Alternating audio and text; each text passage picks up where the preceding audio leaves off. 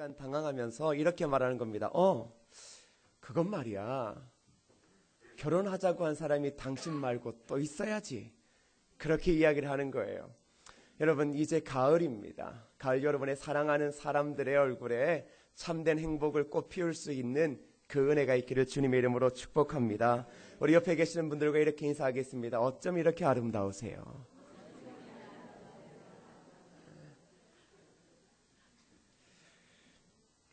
여러분, 이제 가을이 돌아왔습니다. 가을을 천고마비의 계절이라고 이야기를 하죠. 하늘은 높고 말이 살찌워지는 그런 참 좋은 계절입니다. 그런데 이제 이 계절이 또 여인들에게는 참 안타까운 계절이죠.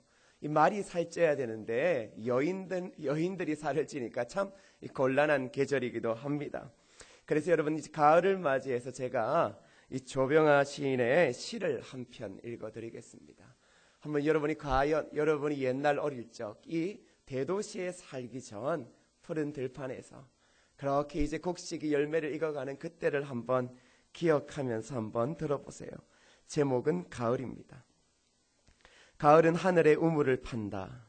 파란 물로 그리운 사람의 눈을 적시기 위하여 깊고 깊은 하늘의 우물 그곳에 어린 시절의 고향이 돈다. 그립다는 거. 그건 차라리 절실한 생존 같은 거. 가을은 구름밭에 파란 우물을 판다.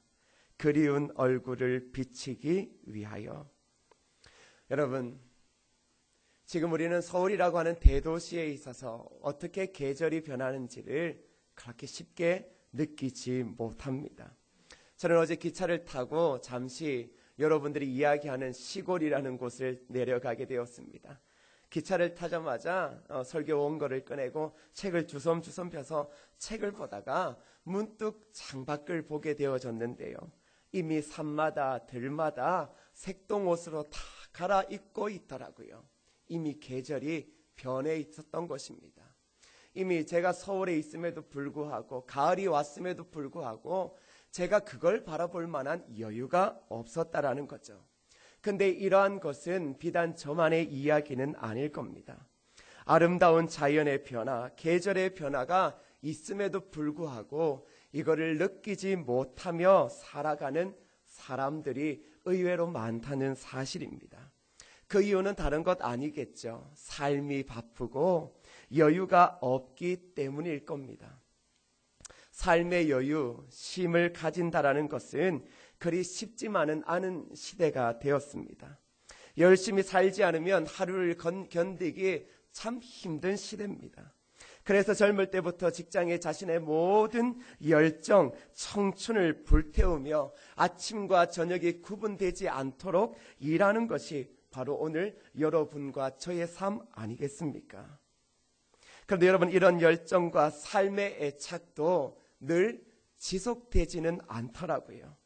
어느 순간에 우리의 삶 가운데 탈진이라고 하는 위기를 겪게 되어집니다. 여러분, 직장인들의 증후군이 참 많은데 그중 하나가 이 탈진 증후군이에요. 그건 바로 한 가지 일에 지나치게 몰두할 때 나타나는 현상이에요. 그래서 어느 순간 자신이 하던 일에 회의를 느껴버려요. 그리고는 모든 것을 내려놓고 깊은 무력감에 빠져버리는 겁니다. 그래서 이걸 연소증후군이라고도 이야기를 해요.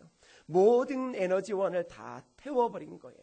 그래, 더 이상 태울 게 없으니까 그 자리에 주저앉아 탈진해 있다라는 사실이죠. 대부분 이런 증상에 빠지는 사람들이 이상이 높은 사람, 자신의 그 일에 열정을 쏟아붓는 적극적인 성격의 사람, 그리고 적응력이 강한 사람에게 이러한 일들이 늘 나타난다라고 하는데, 여러분, 한국 사람은 모두가 이런 사람 아니겠습니까? 그래서 한국 사람들에게 이 증상이 나타나는 건 당연한지 모르는 겁니다. 근데 여러분, 이러한 증상은 이 직장에서만 나타나는 게 아니에요. 가정에서도 나타나고 교회에서 성도들에게도 나타납니다. 교회를 위해 열정적으로 섬겨왔던 사람들이 어느 순간에는 탈진하여 힘들어하는 모습을 볼 때가 있습니다. 그렇게 되면 어떻게 돼요? 교회 봉사도 예배도 기도해도 모든 것을 하나둘씩 놓게 되고 결국은 신앙의 큰 위기를 맞이하게 됩니다. 근데 이런 증상은 목회자에게도 동일하게 나타납니다. 여러분, 일주일 내내 설교를 준비하고 주일날 최선을 다해 설교하고 나면 이 허무감이 한 번씩 몰려올 때가 있어요. 때로는 큰 집회를 2박 3일 인도하고 난 다음에는 왠지 모를 허탈감이나 최선을 다하지 못한 그 죄책감이 짓누를 때가 있습니다. 결국 이러한 탈진들이 계속 깊어지면 사람들의 마음에 어떠한 병이 드는 줄 아세요? 낙심. 여러분, 낙심은 뭐예요? 그건 바로 용기와 희망과 자신감을 잃어버리는 거예요. 한 번, 두 번 탈진하면 조금씩 회복해서 버틸 수 있는데 이게 시간이 조금 더 지나면 결국은 마음에 낙심이 파도처럼 몰려오게 되어져요. 그러면 그렇게 최선을 다해 힘을 다해 교회를 섬기고 직장에서 일을 했는데 낙심이 찾아오는 순간 모든 것들을 다 내려놓고 싶습니다. 그래서 가끔 남편들이 50이 다 되어가는 나이에서 갑자기 아내에게 나 직장 그만두면 안 될까? 이런 이야기도 하게 되어지는 것이죠. 신앙적인 낙심은 무엇이에요? 모든 것을 놓아버리고 싶고 예배의 자리도 떠나고 싶은 것이죠. 여러분, 나의 꿈과 젊음을 바쳤던 우리의 삶의 그 자리가, 우리의 교회의 이 자리가 지금 여러분이 탈진하여 쓰러져 있는 낙심의 자리로 변해 있지는 않습니까? 그렇다면 과연 우리는 어떻게 이 자리에서 일어날 수 있는 힘을 얻을 수 있을까요? 오늘 성경은 탈진 가운데 있는 한 사람을 소개하고 있습니다. 그의 상황을 한번 들어보시겠어요? 여러분, 오늘 본문 말씀 4절입니다. 4절 함께 읽겠습니다. 시작. 자기 자신은 광야로 들어가 하룻길쯤 가서 한 로뎀나무 아래에 앉아서 자기가 죽기를 원하여 이르되 여호와여 넉넉하오니 지금 내 생명을 거두시옵소서. 나는 내 조상들보다 조금도 낫지 못하니이다 하고. 여러분, 지금 로뎀나무 아래에서 모든 힘을 다 잃어버리고 차라리 죽여달라, 저를 죽여주십시오라고 이야기하고 있는 한 선지자의 모습이 보입니까? 근데 원래 이 선지자는 그런 사람이 아니에요. 전혀 탈진할 것 같은 사람 아니었습니다. 이는 성경의 많은 선지자들 중에서도 이름 있는 선지자, 열정을 가진 선지자였어요. 그는 바로 갈멜산의 영적 전투를 이끌었던 사람입니다. 여러분 기억나시죠? 갈멜산에서 바알과 아세라 그 850명의 선지자와 이 하나님을 믿는 선지자 한 사람이 어느 신이 참된 신인가 그걸 놓고 경쟁을 했었습니다. 그런데 여러분, 그 바알과 아세라를 섬기던 그 많은 사람들은 하루 종일이 가고 스스로의 몸을 학대해가면서까지도 자신의 신이 자신들이 쌓은 제단에 불을 내려주기를 원했는데 그 신들은 아무런 응답이 없었어요. 그런데 이 선지자는 자신이 쌓은 제단 위에 물을 갖다 붓습니다. 물을 얼마나 갖다 부었는지 그 제단이 흘러넘쳐 도랑까지 물이 흘러넘친 거예요. 그리고는 그가 하늘을 우러러 기도합니다. 근데 어떤 일이 벌어졌습니까? 하늘에서 불이 내려와 그 제단을 완전히 불사른 거예요. 그 물기를 하나도 남기지 않고 불사른 것입니다. 이 선지자가 그 바알 선지자 450명을 한순간에 붙잡아 다 처단시킵니다. 그리고는 그 본문 뒤에 보면 그가 기도하러 올라갑니다. 그 땅에 가뭄이 있었거든요. 그리고는 무릎을 꿇고 머리를 그 무릎 사이에 놓고는 끊임없이 기도를 하는 사람이에요. 어떻게 기도하느냐? 그건 비가 올 때까지 기도해요. 이 사람이 어떤 사람이에요? 대단한 사람, 정말로 열정이 있는 사람이에요. 근데 여러분, 이 열왕기 상에 보면 그가 얼마나 열정적이었는가. 여러분, 오늘 본문 19장 전에 여러분 18장 45절과 46절을 한번 보세요. 18장 45절과 46절 한번 읽어보겠습니다. 시작.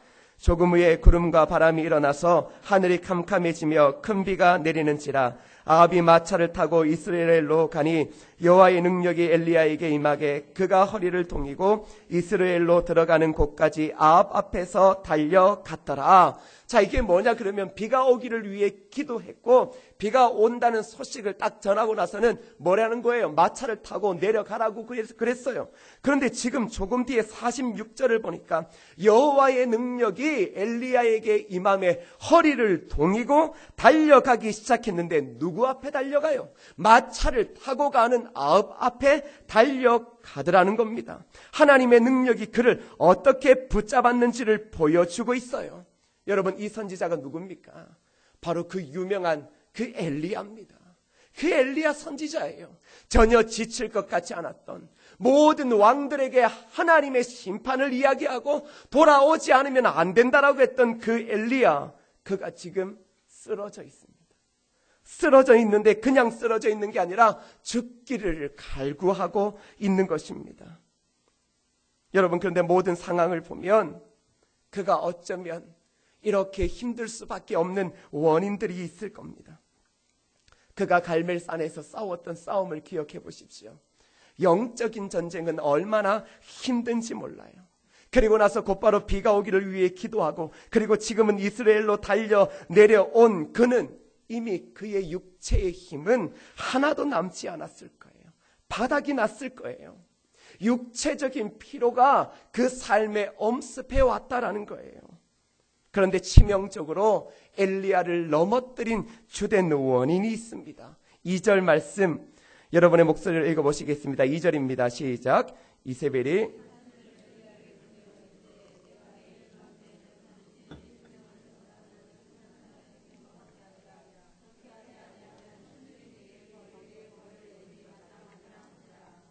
자, 여러분 보세요. 이 담대했던 엘리야가 지금 누구의 말 때문에 도망가게 됩니까? 그것은 이세벨의 말 때문입니다. 이세벨이 지금 뭘 이야기하냐 그러면 너 내가 죽이겠다. 어떠한 일이 있어도 너만은 내가 죽이겠다라고 지금 그를 협박하고 있는 겁니다. 용감했던 엘리야의 모습은 한순간에 사라지고 없어요. 그래서 그는 자신에게 남아있는 마지막 힘을 다해 도망가고 있는 겁니다.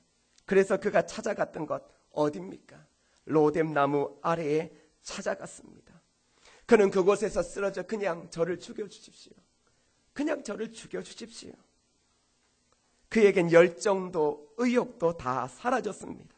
하나님의 영광도 사명도 다 필요 없게 되었어요. 그냥 죽여달라고 하는 겁니다. 사랑하는 여러분, 이 엘리야의 모습, 이 엘리야의 모습이 오늘 우리의 모습은 아닙니까?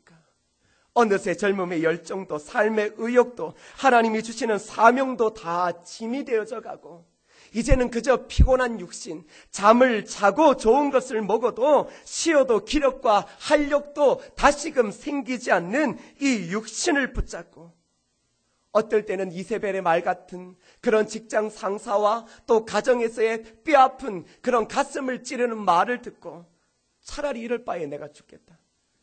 이렇게 사느니 죽는 게 낫겠다. 여러분, 그런 생각을 가져본 적은 없습니까?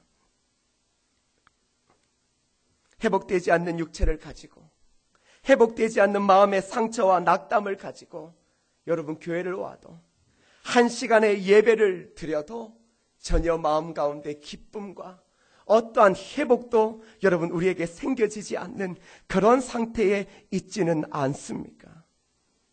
그렇다면 여러분 오늘 엘리야를 찾아오셔서 그를 일으키시는 하나님을 주목하기를 주님의 이름으로 축복합니다. 그를 어떻게 위로하고 다시금 그를 세우는지가 중요합니다. 왜요? 그 하나님께서 오늘 우리를 세우실 수 있기 때문입니다. 여러분, 하나님께서 어떻게 그 쓰러진 자, 차라리 죽겠습니다, 이럴 거면 저를 죽여주세요라고 이야기하는 그를 어떻게 세우십니까? 여러분 5절 말씀 함께 읽어보겠습니다. 5절입니다. 시작. 아래에서 누워 자더니 천사가 그를 어루만지며 그에게 이르되 일어나서 먹으라 하는지라. 여러분, 지금 이 엘리야는 누구랑 같이 있습니까? 아무도 없죠. 혼자 있죠. 여러분, 보편적으로 낙심한 사람들이 행동하는 것 중에 하나가 혼자 지내는 거예요. 옆에 아무런 친구도 없는 거예요. 아무도 나를 이해해 줄 만한 사람이 없다고 느껴지는 거예요. 엘리야 지금 낙심했죠. 낙심이 아니라 지금 이 엘리야의 상황을 지금 심리학으로 보면 우울증에 걸린 거예요. 나를 죽여달라고 이야기를 하는 사람을 보세요. 깊은 우울증에 있는 거예요. 지금 그가 찾아간 곳 어디입니까? 로뎀나무. 여러분 로뎀나무 크기가 여러분 길이가 1m 50밖에 되지 않아요. 높지도 않은 나무예요. 근데 그 잎은요 그 태양빛을 막을 만한 잎사귀가 아니에요. 참 보잘것없는 넓지 않은 잎, 그것을 가진 게 로뎀나무예요. 도망가다 있는 힘을 다해 도망가는 곳이 고작 어디입니까? 로뎀나무 아래에 쓰러져 있는 겁니다. 한 시대의 영웅이었던 그 엘리야의 모습이 지금 얼마나 초라한 사람의 모습으로 여러분 보여지고 있습니까? 이러한 사람 과연 어떻게 세울 수 있습니까? 오늘 하나님께서 초라해진 여러분의 인생을 어떻게 세우실 수 있을 거라고 생각하십니까?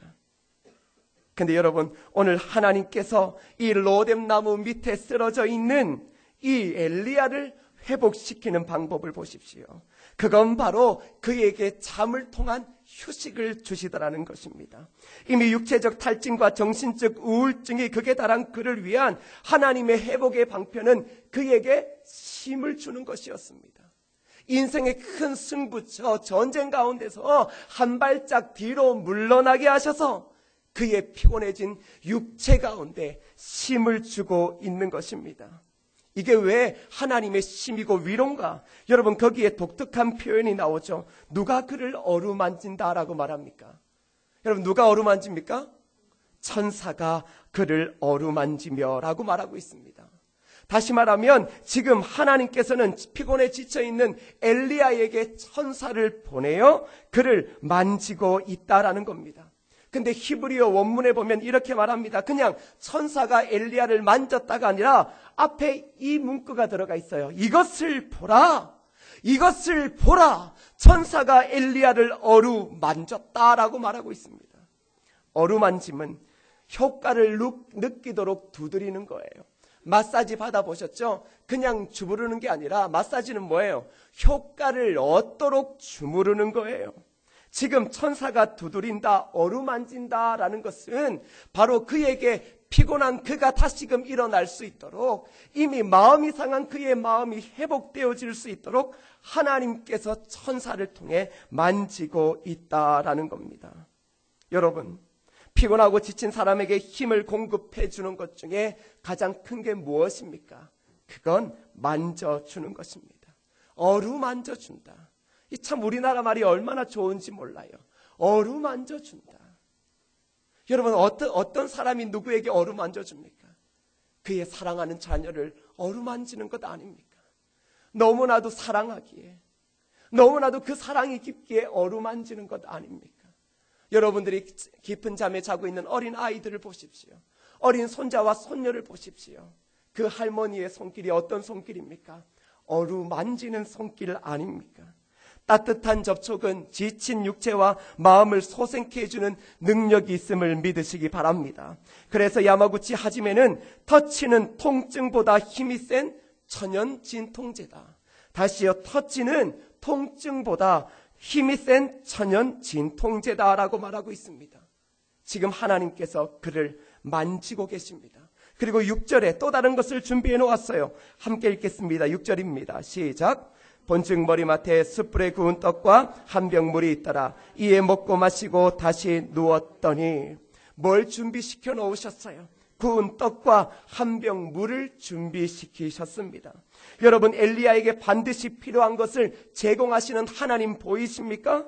여러분 우리는 영적이면서 육적인 존재예요. 그래서 우리의 몸의 필요를 채우는 것을 최선을 다해 해야 합니다. 지금 엘리야에게 필요한 것은 쉼과 더불어 음식의 문제였어요.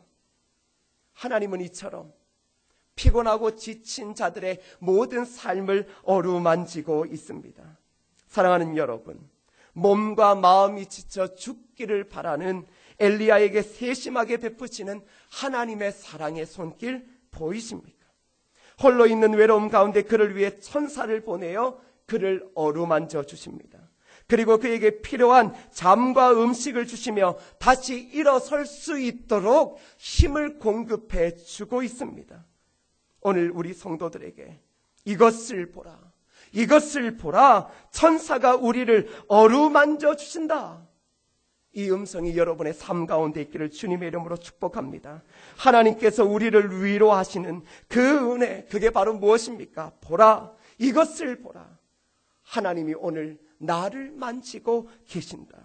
사랑하는 여러분, 하나님께서는 지금 말씀을 통해 여러분을 만지실 줄 믿습니다. 그 말씀을 통해 지친 육체에게 다시금 힘을 주실 줄 믿습니다.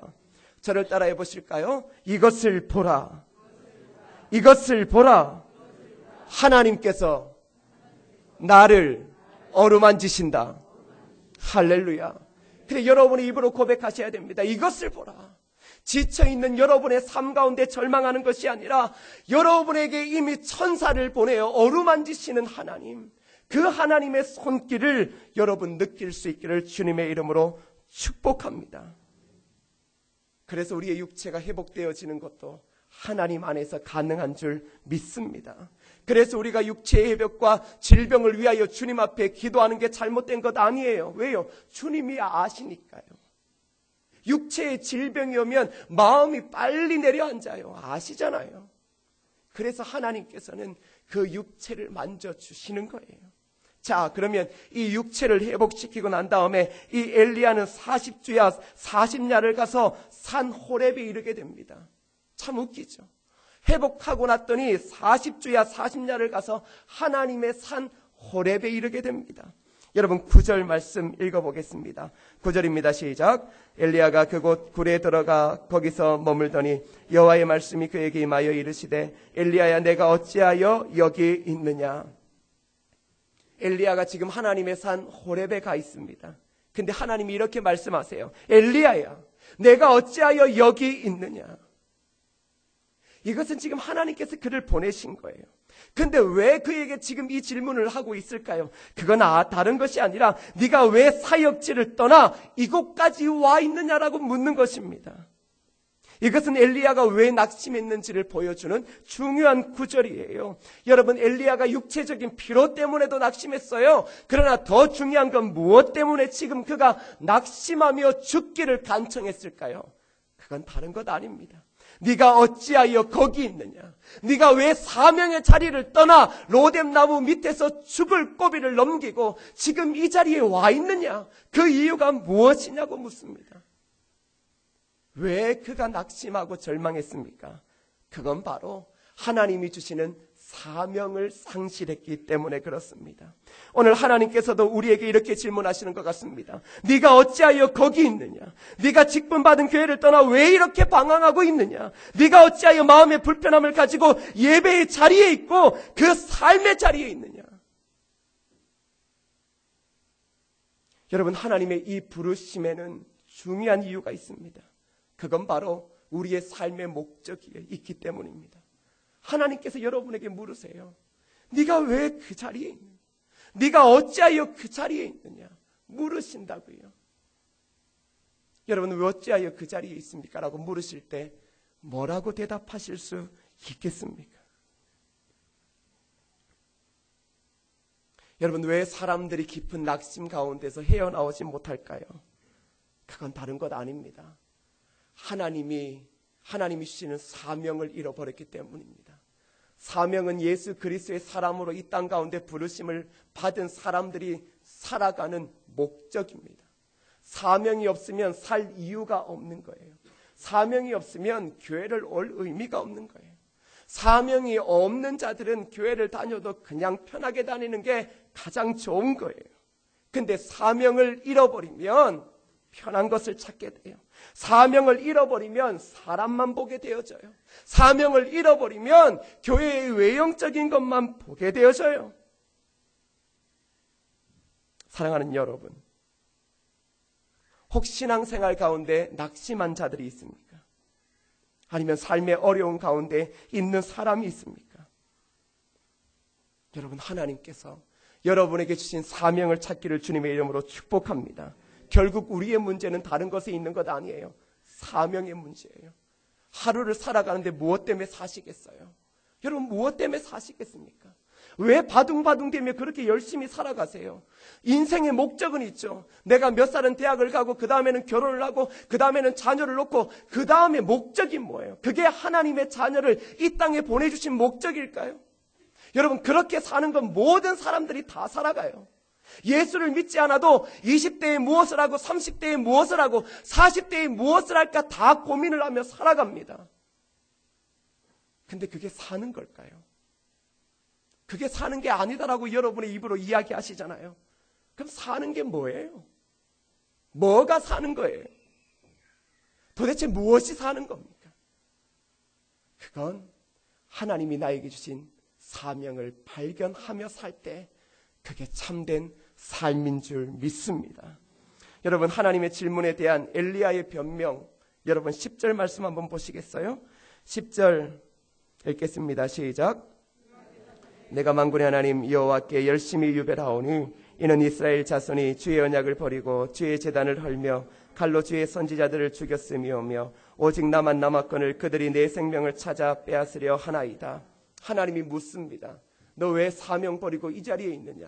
너 왜 사명 버리고 어떻게 네가 이렇게 되었느냐 했더니 지금 이 엘리야가 변명하고 있는 거예요. 그건 먼저 자신의 사역과 다른 사람의 사역을 비교합니다. 사람이 절망을 겪을 때는요, 비교할 때예요. 비교를 당하면 사람은 절망하게 되어져 있습니다. 아니면 과거로 돌아가게 되어지면 절망하게 되어져 있어요. 부자였던 사람이 지금 홀딱 망했다고 생각해 보세요. 근데 과거를 생각해 보세요. 과거에 아무렇지도 않게 모든 것들을 했던 그때를 생각하며 자신의 삶을 비교하면 그 절망은 이루 말할 수 없습니다. 여러분, 자녀를 양육할 때 비교시키지 말라고 이야기하죠. 옆집의 애는 뭐가 어떻다. 여러분, 그게 자녀를 더 깊은 절망 가운데, 낙심 가운데 떨어뜨리는 거예요. 지금 이 엘리야가 뭘 하고 있어요? 스스로가 비교하고 있는 거예요. 다른 사람과의 사역을 비교합니다. 근데 웃긴 것은 자기의 사역이 더 우월하대요. 내 사역이 더 영적이라는 거예요. 다시 말하면 지금 이 사람에게 있어서 영적인 교만함이 있는 거예요. 사람들은 다 우상 숭배하고 하나님의 언약을 버리고 살아가고 있지만 나는 그렇지 않다. 나는 항상 하나님을 섬기는 일에 앞장섰다. 나 혼자만 하나님의 일에 대변하고 있다. 이게 지금 엘리야의 변명이었습니다. 그의 영적인 교만함, 그의 영적인 교만함이 한순간에 그 인생에 찾아오게 된 것입니다. 하나님은 지금 이 엘리야의 교만을 치료하시고 다시금 그를 세우시기 위해 여러분 무엇을 하시는 줄 알아요? 자신을 나타내 보이세요. 강한 바람과 지진과 불을 통해 자신을 나타내 보이세요. 왜 자신을 나타내 보일까요? 그건 자신을 나타내 보임을 통해 다시금 그 엘리야에게 사명을 주시기 위해서입니다. 여러분, 사명을 다시금 받을 때 그게 바로 우리가 우리의 삶의 자리에서 일어날 수 있는 길이기 때문입니다. 사랑하는 여러분, 엘리야가 호렙산에서 하나님의 세미한 음성을 듣고 그는 힘든 자리에서 일어나게 됩니다. 좌절의 자리, 탈진의 자리에서 일어나게 되어집니다. 그는 그곳에서 사명을 주신 하나님을 발견하게 되고 다시금 삶의 자리로 돌아오게 되어지는 거예요. 그러기에 사랑하는 여러분도 여러분의 호렙산을 찾아가셔야 합니다. 여러분의 호렙산이 무엇입니까? 그것은 하나님의 세미한 음성을 듣는 자리입니다. 여러분의 인생에 아무런 의미도 없이 반복되어지는 인생 가운데 무엇 때문에 살아야 할지에 대한 정확한 하나님의 음성을 듣는 그 사명의 호렙산, 여러분 그 호렙산을 찾아가셔야 합니다. 정말 찾아가셔야 합니다. 그 호렙산이 새벽 기도가 될 수 있고, 그 호렙산이 금요 기도회가 될 수가 있고, 그 호렙산이 여러분의 자리에서 깊이 기도하는 자리가 될 수 있습니다. 여러분, 우리에게 형식이 그렇게 중요한 것 아닙니다. 정말 여러분과 저 하나님의 사람 맞습니까? 하나님의 사람으로서 날마다 하나님이 주시는 그 세미한 음성, 나를 이 땅에 보내셨을 때 네가 왜 이 땅에 존재해야 되고 무엇 때문에 살다가 다시금 하늘나라로 와야 되는 그 중요한 사명을 여러분 발견하고 그걸 붙잡고 울며 살고 있습니까? 아니면 그 사명을 잃어버린 채 그저 일주일을 계속 반복하는 삶 가운데 자신의 존재의 목적을 잃어버리고 있지는 않습니까? 그러기에 여러분, 사명을 발견할 때 일어설 수 있는, 여러분이 사명을 발견할 때 모든 절망 가운데 일어설 수 있는 것. 혹 사명을 발견하지 못했다면 여러분의 산 호렙에 오르십시오. 하나님의 세미한 음성이 들리는 하나님의 산, 그 호렙에 올라 하나님 앞에 눈물로 기도하십시오. 그 사명이 여러분에게 주어질 때, 그때 여러분의 삶의 탈진의 자리에서, 낙심의 자리에서 일어날 수 있는 줄 믿습니다. 우리 교회도 똑같습니다. 우리 교회에 하나님의 세미한 사명의 음성이 여러분과 저에게 들려질 때, 전도하자, 예배드리자, 뭘 하자 안 해도 스스로가 시간을 아껴가며 쪼개며 나오게 되어져 있습니다. 사랑하는 여러분, 가정을 위해서 얼마나 많이 투자하세요? 그렇죠. 요즘에 젊은 사람만큼 가정을 위해 투자하는 사람 많지 않습니다. 그러면 하나님이 여러분에게 주신 사명을 위해서는 과연 얼마나 많은 걸 투자하고 있습니까? 과연 주님이 여러분을 부르시고 나를 부르실 때 네가 이 땅 가운데 무엇을 하다가 왔냐라고 하면 과연 여러분과 제가 무엇을 이야기할 수 있겠습니까? 사명. 그 사명이 우리의 살아갈 목적을 이야기해 주는 것인 줄 믿으시기 바랍니다. 그리고 이 사명을 주신 엘리야에게 마지막으로 힘을 주시는 게 있어요. 여러분 21절 말씀, 19장 21절 말씀 읽어보겠습니다. 시작. 엘리사가 그를 떠나 돌아가서 한 겨릿소를 가져다가 잡고 소의 기구를 불살라 그 고기를 삶아 백성에게 주어 먹게 하고 일어나 엘리야를 따르며 수종 들었더라. 다시금 일어난 그를 위해 하나님께서 지금 어떻게 힘을 주세요? 좋은 동력자를 붙여주고 있습니다. 엘리야에게 엘리사를 붙여주고 있어요. 여러분, 좋은 동력자를 만난다는 것은 얼마나 중요한지 몰라요. 목회자에게 있어서도요, 좋은 동력자를 만나는 게 가장 큰 기도 제목이에요. 근데 오늘 엘리야에게 하나님께서 그에게 힘주시기 위해, 홀로 있는 그가 더 이상 홀로 있지 않기 위해 그의 마음에 기쁨을 줄 수 있는 동력자 엘리사를 붙여주십니다. 여러분, 하나님의 사명을 감당하기 위해서는 동력자가 필요합니다. 사랑하는 여러분, 우리 교회도 귀한 사명을 감당하기 위해서는 하나님께서 보내시는 기쁨의 동력자가 필요할 줄 믿습니다. 그건 교육자뿐만이 아니에요. 새롭게 들어오는 새 가족들, 이들을 그냥 보시면 안 돼요. 이들이 어쩌면 새 시대를 위해 하나님께서 우리에게 보내주신 귀한 동력자라는 사실입니다. 그러니 이 동력자들이 들어오면 새로운 눈과 새로운 사고가 함께 하나 되어 귀한 하나님의 일을 감당할 수 있게 되어지는 것입니다. 여러분, 제가 우리 교회에 와서 기도하면서 하나님, 제 목회 가운데, 제 목회가 아니지만 하나님이 성은교회 역사 가운데 이 담임 목사와 함께 손을 맞잡고 아멘 아멘 하며 순종하며 함께 주님이 오신 그날까지 달려갈 수 있는 동력자 달라고 기도하고 있습니다. 그런 동력자 달라고. 정말로 생명 걸자라고 하면 생명 걸 수 있는 그런 동력자. 왜요? 그 동력자 하나가 세상을 바꿀 수 있기 때문입니다. 마음 맞는 사람 하나만 있어도 세상을 바꿀 수 있는 거예요. 그러기에 사랑하는 여러분, 오늘 우리 주위에 이미 이 자리에 계신 분들이 좋은 동력자인 줄 믿습니다. 그러기에 이들에게 마음의 문을 열어주십시오. 여러분, 우리가 늘 편한 사람이 어디 있겠습니까? 모두가 사람은 자기와 비슷한 사람끼리 만나 이야기하게 되는 겁니다. 근데 공동체, 우리는 공동체예요. 몇 사람이 일하는 공동체가 아니라 하나님의 가족인 예수 그리스도의 십자가의 보혈로 하나가 되어진 공동체예요. 그러니 여러분, 새로운 사람이 들어오고 새로운 생각이 우리 가운데 들어오면 그것을 다 하나 되게 만들어서 귀한 사명을 감당해야 될 줄 믿습니다. 그러기에 여러분, 그들에게 좋은 자리들을 내어주십시오. 이제 그들이 사역할 수 있는 자리를 내어주십시오. 젊은 사람들이 함께 손잡고 장로님과 일할 수 있도록 그러한 자리들을 이제 마련해 주셔야 됩니다. 그래야 새로운 시대, 새롭게 달려갈 수 있는 것입니다. 사랑하는 여러분, 오늘 모든 기력을 탈진하고 사명도 잃어버리고 그저 죽기만을 위해 로뎀 나무 아래에 갔던 엘리야, 그는 그곳에서 다시금 일어날 힘을 얻고 있습니다. 그는 그 나무 아래에서 하나님의 사랑과 위로를 얻고 있습니다. 어쩌면 오늘 여러분이 실패하여 포기하며 낙담한 그 자리가 여러분에게 멸망의 자리가 아니라 그 자리가 다시금 일어설 수 있는 축복의 자리가 될 줄 믿습니다. 여러분, 오늘 우리의 인생의 길은 어디에서 힘을 얻을 수 있겠습니까? 그것은 다른 것이 아닙니다. 바로 십자가 앞에 나아가는 것입니다. 참된 사랑과 위로와 사랑과 회복과 사명을 부어주시는 그 자리는 다른 곳이 아닙니다. 십자가 앞에 나아가는 것입니다. 힘들다, 어렵다, 아프다, 상처받았다, 그렇다면 여러분 십자가 앞에 나아가십시오.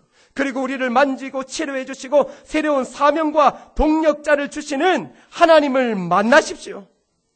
그리고 지금까지의 모든 아픔과 낙심을 다 내려놓고 하나님께서 우리를 어루만지시고 다시금 하나님의 산 호렙에서 하나님의 사명을 붙잡고 그리고 하나님이 이 시대, 새로운 시대 우리 교회와 함께할 새로운 동력자들의 얼굴을 보며 함께 손잡고 그들을 위해 달려갈 수 있기를 주님의 이름으로 축복합니다. 그러할 때 우리가 우리의 삶의 자리에서 일어날 줄 믿습니다. 여러분, 그래서 오늘 마지막으로 이 찬양을 함께 불렀으면 좋겠습니다. 여러분, 우리에게 힘 주시고 그리고 우리의 마음을 고치시고 그리고 볼 수 없는 상처를 만지시는 분이 누굽니까? 그건 바로 하나님 아버지인 줄 믿습니다. 오늘 이 찬양의 가사가 그걸 노래하고 있어요. 혹 마음에 깊은 상처 있죠? 참 말 못하는 상처가 있을 수 있잖아요. 남에게 부끄러워 말 못하는 그런 상처 왜 없겠어요? 벌써 나이가 60, 70이 넘어가는데도 아직도 버리지 못했던 아픔들이 왜 없겠어요? 근데 여러분, 우리의 마음을 만지시는 분 누구세요?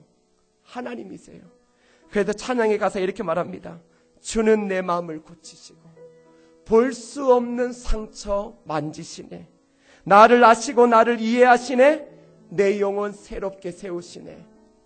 오늘 이 찬양을 통해 하나님의 위로와 치료를 받기를 원합니다. 아버지, 아버지, 나를 안으시고 바라보시는 아버지, 아버지, 아버지, 나를 도우시고 힘주신 다시 한번 아버지라고 고백하겠습니다. 아버지, 아버지, 나를 안으시고 바라보시는 아버지, 아버지, 아버지, 나를 도우시고 힘주시는 아버지. 주는 내 마음을 고치시고 주는 내 마음을 고치시고 볼 수 없는 상처 만지시네. 나를 아시고 나를 이해하시네. 내 영혼 새롭게 세우시네. 주는 내 마음을 고치시고 주는 내 마음을 고치시고 볼 수 없는 상처 만지시네. 나를 아시고 나를 이해하시네. 내 영혼 새롭게 우리 손을 가슴에 마으고 한 번 더 고백하겠습니다. 주는 내 마음을 고치시고 볼 수 없는 상처 만지시네. 나를 아시고 나를 이해하시네. 내 영혼 새롭게 세우시네. 사랑하는 여러분, 혹시 마음의 상처, 볼 수 없는 아픔을 가지고 이 자리에 올라오신 분이 있습니까? 아니면 인생의 열정의 자리, 생명을 다했던 자리에서 지금은 그 자리가 절망의 자리, 고통의 자리, 아픔의 자리가 되어진 사람이 있습니까? 이 교회에서 주를 위하여 열심을 다하려고 했는데 어느덧 이 교회가 불편한 자리가 되어지고 성도들이 불편한 성도가 되어진 사람이 있습니까? 낙심하여 일어설 수 없고 차라리 죽겠다, 차라리 죽었으면 좋겠다라고 그렇게 인생을 포기하는 생각을 한 사람이 있습니까? 이 찬양을 보십시오. 주님이 만져주십니다. 볼 수 없는 상처를 만져주십니다. 왜요? 주님이 아시니까요. 여러분을 너무나 잘 이해하시니까요. 오늘 주님 앞에 나아가면 주님이 보라, 내가 너를 어루만진다. 보라, 내가 너를 어루만지고 너에게 사명과 새로운 동력자를 준다라고 말씀하십니다. 다시금 일어나고 싶은 사람, 다시금 절망 가운데 새롭게 되어지고 싶은 사람, 쓰러진 자리에서 위로를 얻기를 원하는 사람들, 이 시간 다 같이 주님 도와달라고, 주님 나를 치료하여 달라고 다 같이 통성으로 기도하겠습니다. 아버지 하나님 감사합니다. 아버지 하나님 감사합니다. 우리가 일어나기를 원합니다. 우리가 일어나기를 원합니다. 우리가 일어나기를 원합니다. 주여, 우리의 절망의 자리, 우리의 좌절된 자리, 쓰러진 자리에서 죽음을 이야기하는 그 자리에서 일어나게 도와주옵소서. 차라리 죽겠다, 이랬으면 죽겠다라고 생각했던 그 자리가 다시금 하나님의 사명을 발견하는 하나님의 산 노랫산이 되어지게 하옵소서. 다시금 귀한 동력자를 발견하는 하나님의 그 은혜의 산 되어지게 하여 주옵소서. 이것을 보라, 이것을 보라, 하나님의 천사가 나를 만진다. 이것을 보라, 하나님의 천사가 나를 어루만진다. 이것을 보라, 하나님의 천사가 나를 어루만진다. 아버지 하나님이여, 우리를 도와주옵소서. 우리를 도와주옵소서. 우리가 사명을 통해 일어나게 하옵소서. 사명을 통해 일어나게 하옵소서. 사명을 통해 일어날 수 있도록 주여 도와주시고 인도하여 주옵소서. 하나님 아버지, 오늘 이 땅을 살아가는 수많은 사람들이 차라리 죽는 게 낫다라고 생각하는 사람들이 얼마나 많은지 모릅니다. 하루에도 수십 명이 스스로의 목숨을 끊어가는 이 시대입니다. 자신이 그렇게 젊음을 바쳤던 직장의 그 자리가 어느 순간에는 좌절의 자리가 되어지고, 젊음과 모든 열정을 바쳤던 그 교회가 어느 순간에는 가장 가슴 아픈 그런 자리가 되어져 버린 것이 오늘 우리의 시대의 삶 아닙니까? 다시금 일어나도 방법은 없는데 그 방법이 오늘 말씀을 통해 십자가 앞에 나아가는 것, 참된 위로와 사랑과 은혜가 있는 십자가 밑에 나아가는 것. 그러면 하나님께서 이것을 보라, 이것을 보라, 내가 너를 어루만진다. 이것을 보라, 내가 너를 축복하며 너를 세우기를 원한다. 우리의 쓰러진 자리에서 하나님의 세미한 음성을 듣는 그 하나님의 산 호렙이 되어지는 은혜가 있게 도와주시옵소서. 늘 혼자 있는 것이 아니라 우리에게 귀한 동력자를 보내주신 하나님을 기억하며 오늘 우리의 옆에 있는 그 하나님의 동력자들의 손을 잡고 다시금 우리가 일어날 수 있도록 도와주옵소서. 하나님께서 우리를 쓰러진 자리에서 다시 세워주실 걸 확신하며 예수님 이름으로 기도드립니다. 아멘.